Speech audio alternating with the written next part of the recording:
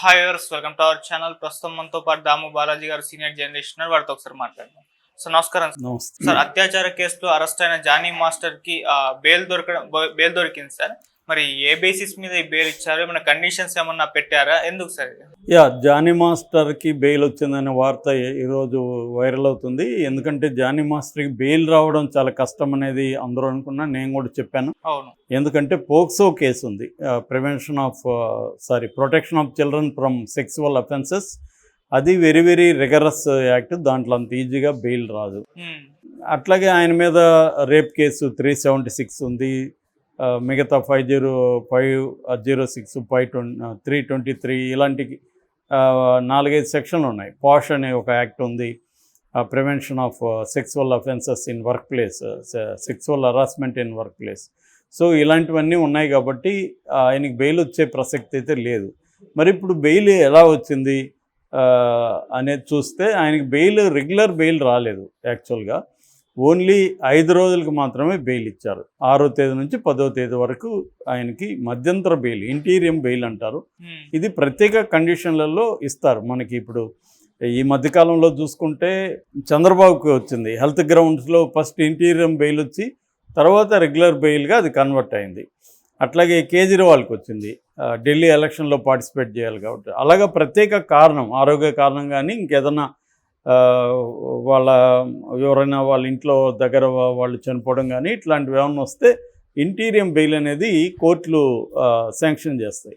అలాగా ఈయనకు interim bail వచ్చింది. దానికి కూడా 25,000 రూపాయల పూచీకత్తు కూడా చెల్లించమని చెప్పారు. అయితే ఇంటీరియం బెయిల్ ఎందుకు వచ్చింది అన్నప్పుడు ఆయనకి మనం ఆల్రెడీ కూడా చెప్పుకొని ఉంటాం చాలాసార్లు. ఆయనకి నేషనల్ అవార్డు వచ్చింది కొరియోగ్రఫీకి. తెలుగులో తిరు అనే సినిమాకి మేఘం కరిగేనా అనే పాటకి ఆయనకి నేషనల్ అవార్డు. తమిళ్లో వచ్చింది, తెలుగు నుంచి రాలే ఆయనకి, తెలుగు కోట రాలే.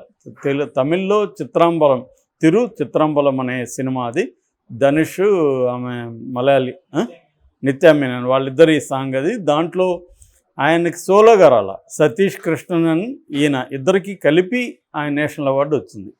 అయినప్పటికీ కూడా అది ప్రెస్టీజియస్ అవార్డు అని చెప్పాలి. 1991 నుంచి అవార్డు ఇస్తున్నారు. తెలుగులో ఇప్పటి వరకు 5 సార్లు మాత్రమే అవార్డు గెలుచుకున్నారు. సో ఏదేమైనా తెలుగు కొరియోగ్రాఫరు తమిళ్లో గెలుచుకున్నా కూడా ఆయన తెలుగుకి గర్వకారణమే, సినిమా ఇండస్ట్రీకి. సో దీని కింద ఏమంటే ఒక రజత కమలం ఇస్తారు, సిల్వర్ లోటస్ ఇస్తారు. దాని తర్వాత 2 లక్షల రూపాయలు క్యాష్ కూడా ఇస్తారనమాట. సో ఇది అవార్డు ఇప్పుడు ప్రదానం జరగబోతుంది ఈ మధ్యలో. అందుకని ఆయన అవార్డు తీసుకోవడం కోసం మీరు నాకు బెయిల్ ఇస్తే నేను ఢిల్లీ వెళ్ళి అవార్డు తీసుకుంటానని కోర్టుని రిక్వెస్ట్ చేశాడు. కోర్టు అవార్డు, నేషనల్ అవార్డు, ఇది తెలుగుకి గర్వకారణం కావచ్చు. రెండోది ఆయన ముద్దాయి తప్ప ఆయన మీద ఈ నేరం ఏమీ నిరూపితం కాలేదు కాబట్టి బెయిల్ ఇవ్వడంలో తప్పులేమి లేదు. రెండోది ఆయన కేసుని ఈ 5 రోజుల్లో ప్రభావితం చేస్తాడు, ఇవన్నీ కూడా కన్విన్స్ కాలేదు కోర్టు, కాబట్టి బెయిల్ ఇచ్చింది. మామూలుగా కూడా బెయిల్ అనేది ఒక రెగ్యులర్గా బెయిల్ ఇవ్వడం అనేది, బెయిల్ అనేది నార్మల్, జైలు అనేది ఎక్సెప్షన్. సో ఇది అనేక కోర్టులు చెబుతుంటాయి అన్నమాట. సుప్రీంకోర్టు అనేకసార్లు చెప్పింది. అంటే జనరల్గా బెయిల్ ఎప్పుడు ఇవ్వకూడదంటే అవి ఫ్లైట్ రిస్క్ అంటారు. ఆ వ్యక్తి విదేశాలకు పారిపోతాడు, ఇంకా పట్టుకోవడం కష్టం అవుతుంది అనుకున్నప్పుడు ఇవ్వకూడదు. రెండవది, ఈ మధ్య అది కూడా బిఎన్ఎస్ చట్టంలో మార్చారు. విదేశాల్లో ఉంటే కూడా ఇక్కడ ట్రయల్ జరిగిపోయి శిక్ష కూడా వేసేయచ్చు. అలాంటి ఒక రూల్ తెచ్చారు ఇప్పుడైతే. ఎందుకంటే విదేశాలకు పారిపోయినంత మాత్రాన్ని కేసు ఏం పెండింగ్లో పడదు, అది కూడా ఇప్పుడు పెట్టారు. ఏదేమైనా అదొక కండిషను. రెండోది, ఫిజికల్గా సాక్ష్యాధారాలని తారుమారు చేస్తాడనేది రెండవ కండిషను. మూడవది, సాక్షుల్ని ప్రలోభ పెట్టడం కావచ్చు, బెదిరించడం కావచ్చు చేస్తాడని. ఈ 3 కండిషన్లో బెయిల్ ఇవ్వరు మామూలుగా. సో అందుకని బెయిల్ ఇవ్వకుండా ఉండడం రేర్ కండిషన్లో మాత్రం ఉంటుంది. బట్ ఈయన సెక్షన్ల మీద కూడా, అంటే కేసు పెట్టిన యాక్ట్ మీద కూడా ఉంటుంది మనకు. అందుకని పిఎంఎల్ఎఫ్, ఈడీ కేసుల్లో పిఎంఎల్ఎఫ్ చట్టంలో కూడా బెయిల్ ఇవ్వడం అనేది కష్టం. ఎందుకంటే ఆ చట్టంలోనే బెయిల్ ఇవ్వకుండా ట్విన్ కండిషన్ అనేవి పెట్టారు. అట్లాగే పోక్సో కేసులో కూడా బెయిల్ ఇవ్వకూడదు అనేది, ఈజీగా బెయిల్ ఇవ్వకూడదని చట్టంలో ఉంది. ఎందుకంటే అది చిల్డ్రన్ మీద, చిన్న పిల్లల మీద లైంగిక దాడి కాబట్టి అది అతి భయంకరమైన క్రైమ్ కింద లెక్కేసుకొని అలాంటి వాళ్ళకి ఈజీగా బెయిల్ ఇవ్వకూడదు. ఎందుకంటే ఆ క్రైమ్ చేయడానికి అందరూ భయపడాలి అనేది కోర్టు కానీ లేకపోతే మన ప్రభుత్వ ఉద్దేశం. ఈ మధ్య ఇంకొక చట్టం కూడా తీసుకొచ్చింది, సుప్రీంకోర్టు కూడా దాన్ని సమర్థించి చెప్పింది. అదేంటంటే చిల్డ్రన్ని ఉపయోగించి పోర్నో ఫిలిమ్స్ తీస్తే ఆ ఫిలిమ్స్ చూసేవాళ్ళు కూడా నేరస్తులు అవుతారు, వాళ్ళకి కూడా జైలు శిక్ష పడుతుంది. అవి చూడడం కూడా నేరమే. అంటే మొన్న మద్రాస్ హైకోర్టు చూడడం నేరం కాదు, ఎందుకంటే ఆల్రెడీ ఉన్నప్పుడు ఇంటర్నెట్లో ఉన్నప్పుడు చూస్తారు కదా అన్నట్టుగా మాట్లాడింది. కానీ చూడడం కూడా నేరమే అని సుప్రీంకోర్టు తేల్చి చెప్పింది. సో అది కాంట్రవర్షియల్ అని చెప్పాలి. ఎందుకంటే ఆల్రెడీ మనకు ఫోన్ చేస్తే ఏది చిల్డ్రను ఏది కాదో ఓపెన్ చేసి చూసారనుకో ఎవరైనా, వాళ్ళ మీద ఆల్రెడీ వాళ్ళ ఇంటర్నెట్ మనకి ప్రొవైడర్ ఉంటారు కాబట్టి వాళ్ళు ఇమీడియట్గా దాన్ని పసిగట్టేస్తారు, ట్రాక్ చేస్తారు, కేసు పెట్టే అవకాశం ఉంది. ఈ మధ్య అందుకని పోక్సో కేసు పెట్టేస్తున్నారు వాటి మీద. అందుకని పోక్సో కేసులు బాగా పెరిగిపోయినాయి.